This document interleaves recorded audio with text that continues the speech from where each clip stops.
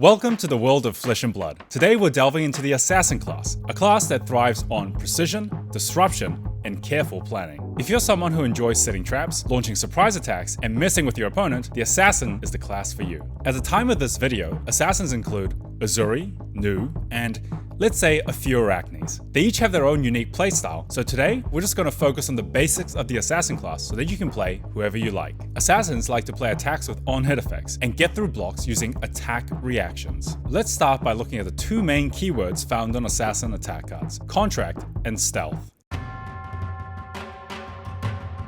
Contract cards require you to fulfill a condition. When you complete the contract, you'll be paid in the Assassin's favorite currency, silver. Now let's take a look at a contract card, Rob the Rich. This is a 1-cost, 5-power attack that says, Contract. You are contracted to banish opponent's cards with cost 2 or more. Whenever you complete this contract, create a silver token. When this hits a hero, banish the top card of their deck. So that's pretty straightforward. When the attack hits, you banish the top card of their deck, and if that card has a cost of 2 or more, you get some silver. So you might be wondering, what's the payoff for silver? Well, on the face of it, silver allows you to pitch 3 resources to draw a card. So this essentially allows you to just filter your hand to find the cards that you need. On the other hand, Assassins have access to very powerful equipment, but more than that, you can actually use silver to buy back Assassin equipment that you've used and destroyed. For example, Redback Shroud says, while this is in your graveyard, at the start of your turn, you may destroy 2 silver you control. If you do, equip this. This gives Assassins the unique ability to be able to use their equipment multiple times in a game and really gain value from their powerful effects and blocking capabilities. So that's Contract, and now let's have a look at Stealth.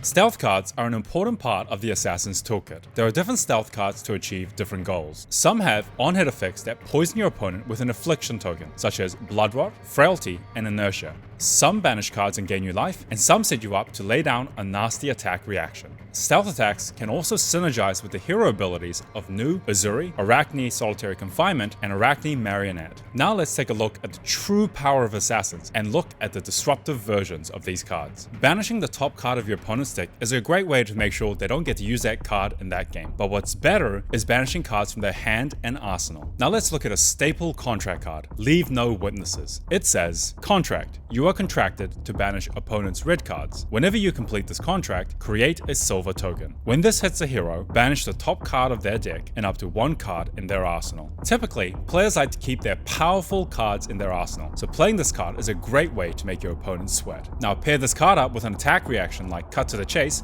and you'll be sure to complete your contract. A powerful stealth card is Persuasive Prognosis. It says, Stealth. When this hits a hero, banish the top card of their deck. Then, look at their hand and banish a card with the same color as the banished card. Whenever this banishes an action card, gain 1 life. Now, this might look like a small attack for 1, but there are many attack reactions like Just on Nick or Razor's Edge that can really push it through your opponent's blocks. Being able to look at your opponent's hand and banish a card from it is an extremely powerful effect in Flesh and Blood. Not only do you get information about the cards in their hand, you also get to banish the most powerful card from it. And sometimes, it's even a good idea to banish their blue cards so that they don't have enough resources to pay for their attacks. Other cards that can achieve this include Surgical Extraction and Bonds of Agony. As you can probably tell from these examples, attack reactions are a key part of an Assassin's game plan. Now, because a lot of these attack reactions are so powerful, they are also conditional. Let's have a look at a few key examples.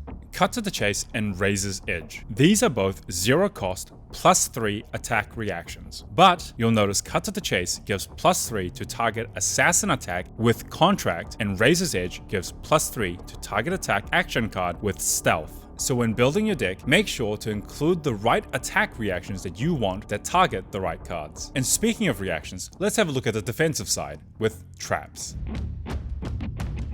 Assassins have access to traps, which, when played at the right time, can really disrupt your opponents. For example, a Frailty trap played against a ninja can turn off their Kodachis for a turn, or an Inertia trap played against a ranger can ensure they don't set up an arrow in their arsenal. So, make sure to play the right traps against the right opponents.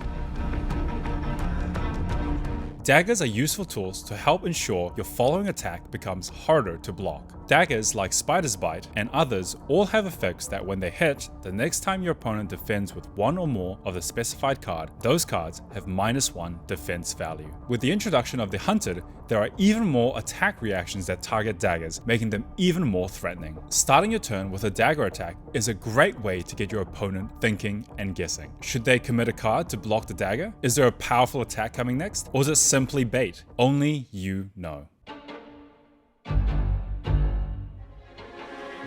This is why playing Assassin is so fun. It's like a game of poker. Every dagger, every attack presents a decision for your opponent. Do you have an attack reaction? Are you bluffing? And once you get your opponent to low life, every block becomes a life or death decision, and you can really make use of the unknown. So now that we've mastered the tools of the trade, find an assassin that calls to you, get out to your local armories, and complete some contracts.